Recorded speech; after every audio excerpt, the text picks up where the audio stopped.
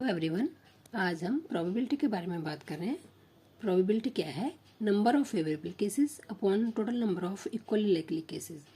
मतलब कि जो भी हमारे पास टोटल नंबर्स होता है उसमें जो भी पॉसिबल इवेंट्स हो सकते हैं वो दोनों मिलकर प्रोबेबिलिटी को डिफाइन करते हैं।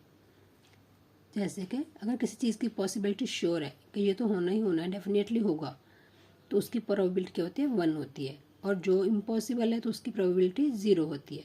इसलिए प्रोबेबिलिटी जो है वो 0 में से लेकर 1 तक इसके बीच में, 0 से 1 के बीच में ही रहती है हमेशा। प्रोबेबिलिटी कभी भी नेगेटिव नहीं हो सकती, ठीक है ना।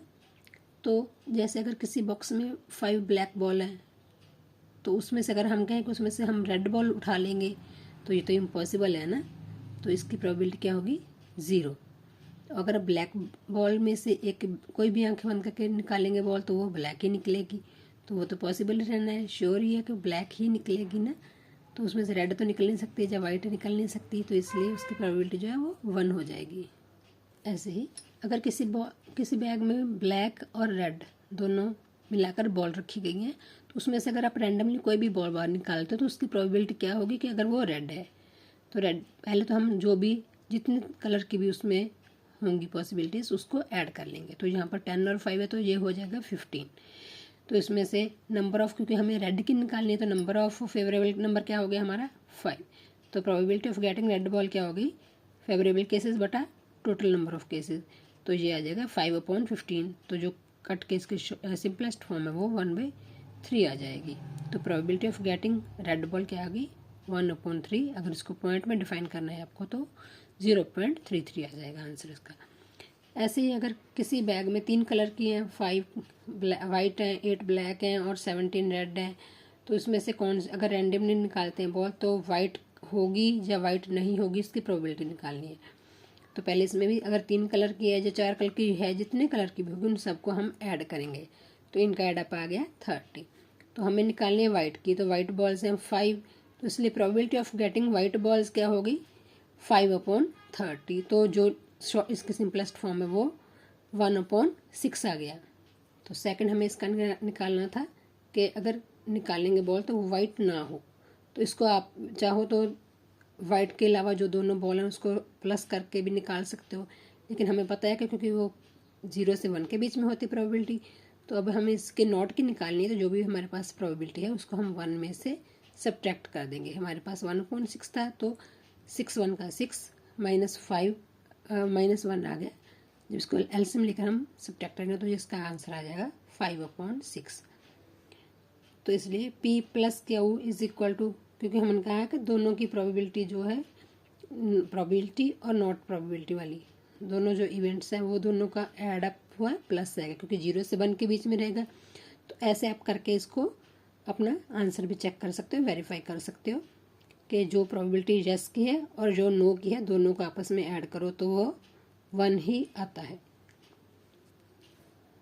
इसके बाद हम आते हैं इधर और वाली प्रोबेबिलिटी पर कि अगर स्टैंडर्ड पैक ऑफ 52 कार्ड जो ताश के पत्ते हैं वो 52 होते हैं ना, तो उसमें से अगर हमें एक कार्ड निकालना है तो उसकी फाइन प्रोबेबिलिटी किसकी फाइन करनी है कि या तो वो रेड होगा या फिर वो किंग होगा। तो इसमें रेड भी है और किंग भी है। रेड तो हमें पता है कि 26 होंगे कार्ड, है ना, और किंग में भी तो रेड आ जाएंगे ना, 2 कार्ड्स रेड होते हैं, तो इसलिए इसमें थोड़ा सा चेंजेस आ जाएगा। तो प्रोबेबिलिटी हम पहले किसकी निकालेंगे? रेड की। तो रेड जो हमें पता है कि जो कार्ड्स होते हैं 26 कार्ड उसमें से रेड होते हैं और 26 कार्ड उसमें से ब्लैक होते हैं, तो हमें रेड की निकालनी है। तो फेवरेबल केसेस हमारा कितना बन गया? 26, और अपोन में कितना आ जाएगा? टोटल कार्ड्स कितने होते हैं? 52। ऐसे ही किंग की प्रोबेबिलिटी क्या आएगी? किंग कितने होते हैं? 4 होते हैं, तो टोटल नंबर्स हमारे पास कार्ड्स के हैं 52। तो इन दोनों की जो प्रोबेबिलिटी आई है उसमें हमें पता है कि जो हमें रेड कार्ड की निकालनी है और किंग की निकालनी है, तो किंग भी तो 2 रेड होंगे, तो इसलिए जो कॉमन प्रोबेबिलिटी आ जाएगी वो 2/52 आ जाएगी कि 2 कार्ड्स तो सेम ही रहेंगे, उसमें भी रहेंगे और उसमें भी रहेंगे। तो ऐसे केसेस में हमें क्या करना है? प्रोबेबिलिटी ऑफ ए और बी फाइंड करनी है ना। तो इसमें क्या आएगा? प्रोबेबिलिटी ऑफ ए जो हमने पहले निकाली है, प्रोबेबिलिटी ऑफ बी जो हमने बाद में निकाली है, उन दोनों को ऐड अप करेंगे और जो कॉमन है उसको उसमें से सब्ट्रैक्ट कर देंगे बाद में। तो हमारे पास आ जाएगा 26 + 4 30/52 और 2 माइनस सब्ट्रैक्ट करेंगे तो इसमें जाएगा 28/52। तो इसको सिंपलेस्ट फॉर्म में करेंगे तो आ जाएगा 7/13। तो नेक्स्ट क्वेश्चन में हमें कहा गया है कि एक शूटर है जो 5 शॉट में से 4 तो पक्का शॉट लगाता ही है, और सेकंड शूटर है वो 4 में से 3 शॉट्स पक्का लगाता है। तो प्रोबेबिलिटी निकालनी है कि दोनों अगर एक साथ ट्राई करेंगे तो क्या प्रोबेबिलिटी होगी। तो पहले तो फर्स्ट शूटर की तो हमें दिख रहा है कि 4/5 आ जाएगा, तो सेकंड की आ जाएगा 3/4 आ जाएगा। तो अभी events are not mutually exclusive, क्योंकि दोनों में कॉमन तो कुछ नहीं है। उसमें तो कॉमन थे ना, 2 रेड कार्ड्स कॉमन थे इसमें पिछले वाले सम में, तो इसमें कुछ भी कॉमन नहीं है। तो इसमें हमें प्रोबेबिलिटी क्या निकालनी है, दोनों की जो प्रोबेबिलिटी है उनको पहले ऐड अप करना है और उसमें से माइनस करना है। क्या माइनस करना है, जो दोनों की प्रोबेबिलिटी है उसको मल्टीप्लाई में डाल के ब्रैकेट में मल्टीप्लाई कर लेंगे पहले इसको, जो इसका आंसर आ जाएगा तो उसको उसमें से सब्ट्रैक्ट कर देंगे। तो इसका पहले एलसीएम लेकर करेंगे तो आ जाएगा 4 का 16 और 3 5 का 15, तो इसको ऐड अप करेंगे तो 31/20 आ जाएगा।